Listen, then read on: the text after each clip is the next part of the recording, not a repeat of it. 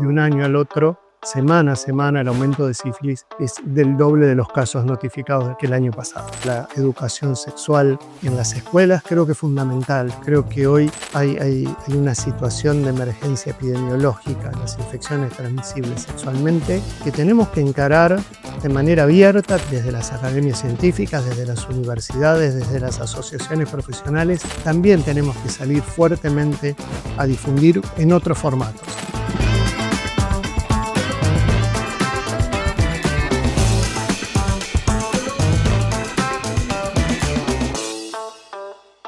Soy Marcelo Rodríguez Fermepín, profesor de microbiología clínica en la Universidad de Buenos Aires y bioquímico del laboratorio del Hospital de Clínicas de la misma universidad. La sífilis es una enfermedad infectocontagiosa transmitida principalmente en las relaciones sexuales, causada por el Treponema pallidum, subespecie pallidum. La enfermedad comienza con una pequeña lesión en puerta de entrada que se denomina chancro, que no es dolorosa, que remite espontáneamente entre 1 y 2 semanas. Posteriormente, después de la aparición del chancro y de su desaparición, aparece la etapa secundaria, que es la aparición de como un exantema, la rociola sifilítica, máculo papular rosado, que una de sus características distintivas es que puede aparecer en la palma de las manos y la planta de los pies. Luego de 1 o 2 semanas también este secundarismo desaparece y entramos en la sífilis latente o serológica, y después de décadas aparecen las complicaciones graves de la sífilis que pueden ser cardíacas o neurológicas. Esta enfermedad ha tenido un aumento muy importante en los últimos años. Desde 2013 hasta ahora el número de casos notificados al sistema es 8 veces el aumento, y este año nos hemos sacudido todos a comienzo de año con los datos que hablan de que de un año al otro, semana a semana, el aumento de sífilis es del doble de los casos notificados que el año pasado. El aumento puede estar debido al aumento de la tasa de notificación. Post-pandemia, el número de laboratorios y de instituciones de salud que notifican al sistema de salud ha aumentado, y la costumbre de notificar también aumentó, y también cambió desde hace 2 años la notificación a una notificación nominal de los casos de sífilis. Esto puede haber aumentado la notificación de casos. Sin embargo, todos estamos de acuerdo en todos los laboratorios que la sífilis está aumentando año a año. De 2013 hasta hoy se octuplicaron los casos, del año pasado a este se han duplicado, y en este momento tenemos una tasa más que preocupante de un nacido vivo con sífilis cada 500. ¿Sí? En el 2000 se pensaba en la eliminación completa de la sífilis congénita, y hoy tenemos valores, la verdad, altísimos, y que demuestra que el sistema de salud en su conjunto está fracasando, porque la embarazada sabemos que es de las personas más estudiadas, y sin embargo, si 1 de 500 chicos nace con sífilis congénita, hay algo que estamos haciendo mal. En cuanto a los grupos etarios más prevalentes, con mayor infección, obviamente son los grupos más jóvenes, ¿sí? De 20 a 25 años es el grupo más importante, después de 25 a 29. Este grupo se lleva casi el 50% de los casos. Después el grupo de 30 a 35 y después los adolescentes de 15 a 19. Por lo tanto, podemos decir que entre los 15 y los 35 años se encuentran el 75% de los casos notificados de sífilis. Otros de los motivos, más allá del aumento de la notificación, es la disminución de las campañas de promoción de salud sexual y reproductiva. Todos no podemos acordarnos cuándo fue la última campaña de promoción de uso de preservativo. También varios creemos que lo que contribuye es el tratamiento efectivo de la infección por el virus de la inmunodeficiencia humana, que ha hecho que se pierda cierto miedo que había a la adquisición de esta infección y además la posibilidad de tratamiento PrEP, así se llama, que es previo a la exposición a personas que pueden estar en riesgo. Entonces, realmente ha habido una disminución del uso del preservativo y de los cuidados. Todo esto, en su conjunto, creemos que es lo que está haciendo este aumento de sífilis. El diagnóstico de sífilis depende de la etapa. En el caso del chancro, se hace una observación directa, pero como el treponema pallidum es más pequeño que el límite de detección del microscopio óptico, necesitamos un condensador de campo oscuro para verlo, el treponema blanco, sobre la oscuridad del microscopio.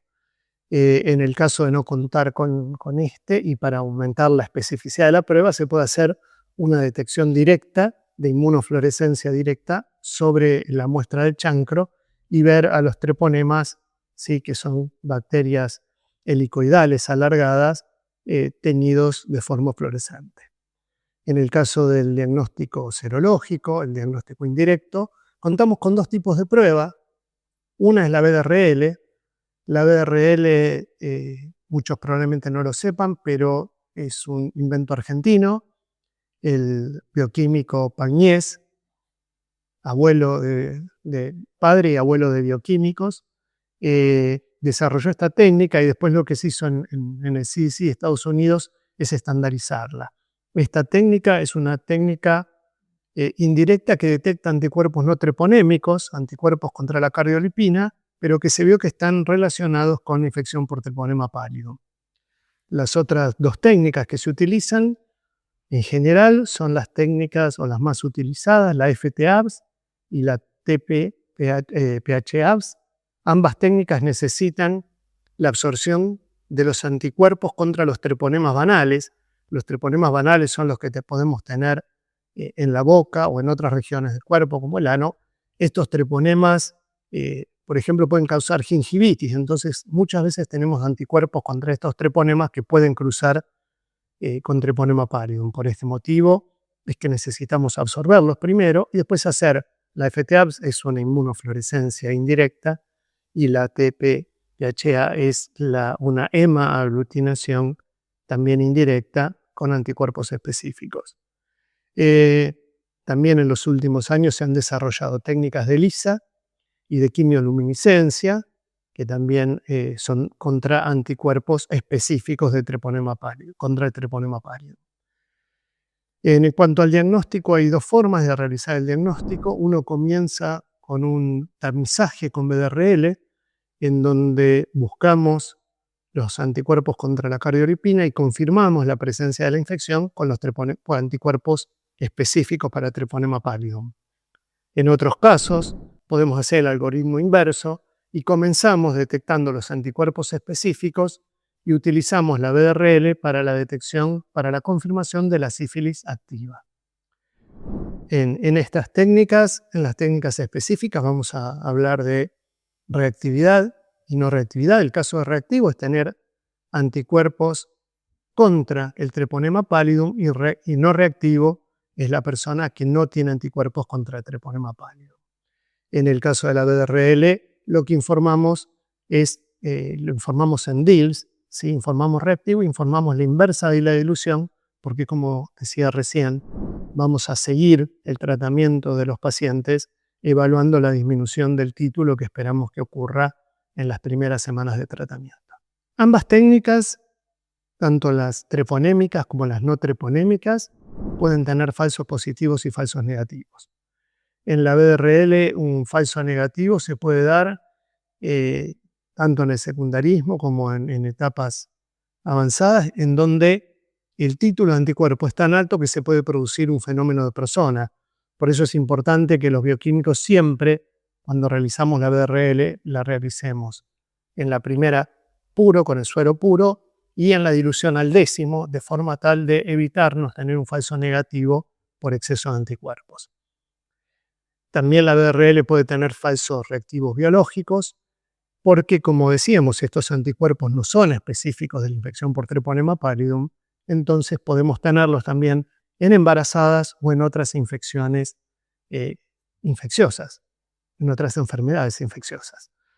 Que uno diga que pueden aparecer en la embarazada no significa que si yo tengo un título muy bajo de BDRL y es una embarazada, digo, bueno, debe ser un falso positivo. No.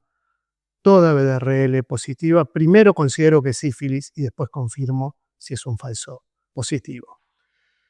En el caso de las técnicas específicas, bueno, toda técnica puede tener falsos positivos y falsos negativos. En algunos casos va a tener que ver que algunas de las que nombré son más sensibles que otras.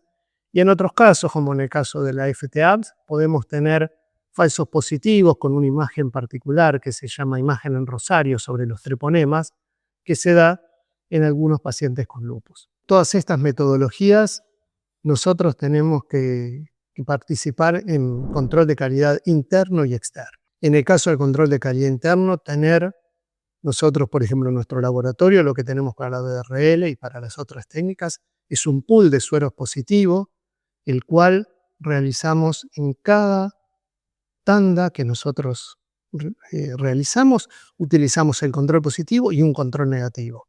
Este es nuestro control interno. Y también participamos en los controles interlaboratorios, los programas de control de calidad externo, que nos parece fundamental participar, ver si nuestros resultados coinciden con los que se están reportando a los programas y prestar atención y también compartir estos resultados. Creo que es una de las mejores cosas que han ocurrido en las últimas décadas, es esto de los bioquímicos participando en los programas de calidad externa. Por supuesto, en el caso de la BDRL, como decía, es una técnica con diluciones al medio. El error sería más o menos una dilución, y esto es interesante marcarlo porque cuando nosotros hablamos, por ejemplo, del diagnóstico de sífilis congénita, en donde muchas veces queremos comparar el suero de la mamá con el suero del recién nacido, cuando se dice que necesitamos 4 diluciones de diferencia, es justamente porque el error de la técnica en general es más o menos una dilución, entonces necesitamos una diferencia de 4 para saber que realmente estos anticuerpos que tiene el recién nacido son producidos por él y no vienen de la madre.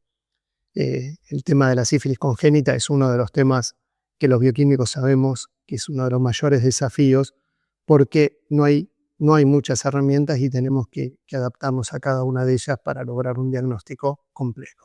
En este momento estamos participando y estamos llevando a cabo el Observatorio Bioquímico de la Salud con varios programas. Entre ellos tenemos el de ITS con sífilis y HIV. Y estos observatorios tienen una importancia muy grande y esperemos que cada día sean más los laboratorios que participan y que comparten sus resultados, porque la idea no es competir con el Sistema Nacional de Vigilancia Epidemiológica, sino aportar y ver en tiempo real qué está pasando. ¿Sí? Si nosotros encontramos que en alguna región tenemos más casos, podemos anticipar a las autoridades de salud de esa región, podemos participar activamente en la detección de brotes. Hasta ahora estamos en una etapa, podríamos decir, de prueba, en donde no son muchos los laboratorios que están participando. Sin embargo, lo mismo que se ve en el Sistema Nacional es lo que nosotros vemos desde el observatorio, en donde más o menos entre los distintos laboratorios tenemos entre un 5 y un 6% de reactividad en las pruebas de sífilis. Sin duda, las medidas de prevención más eficaces para frenar la epidemia de sífilis es la concientización, es la educación, es trabajar en la promoción de los cuidados de la salud sexual y reproductiva.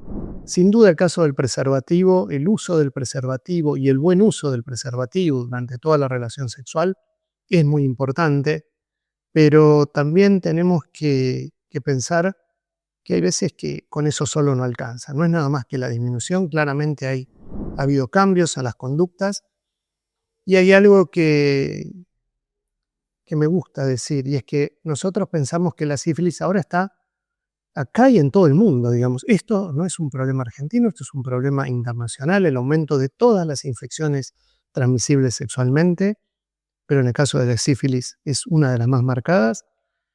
eh, con valores que eran el 10% de lo que tenemos hoy. En todos los congresos se hablaba de la preocupación de lo que estaba pasando. Y pensábamos estrategias y se discutían. Claramente esas estrategias fracasaron porque hoy tenemos 10 veces más casos y me parece que hay que trabajar en paradigmas nuevos. Me parece que hay que pensar nuevas estrategias. No tengo yo la respuesta, pero claramente lo que se está haciendo no alcanza para nada. Y entonces hay que volver a la educación quizás desde la juventud, desde los chicos más chicos. A veces hay mucha preocupación y mucha disputa en cuanto a la educación sexual en las escuelas. Creo que es fundamental. Creo que hoy hay una situación de emergencia epidemiológica en las infecciones transmisibles sexualmente que tenemos que encarar de manera abierta. Tenemos que pensar que las generaciones cambiaron. Digo, hoy a veces puedo ver con la gente más jóvenes, reels de Instagram o de TikTok, donde se habla de estos temas, y me parece que también desde los lugares, desde las academias científicas, desde las universidades, desde las asociaciones profesionales, también tenemos que salir fuertemente a difundir en otros formatos. El formato de la charla expositiva de 1 hora es un formato que hoy, si bien es bueno para la educación formal, nadie va a ir a escuchar 1 hora, entonces tenemos que pensar en otro tipo de formatos.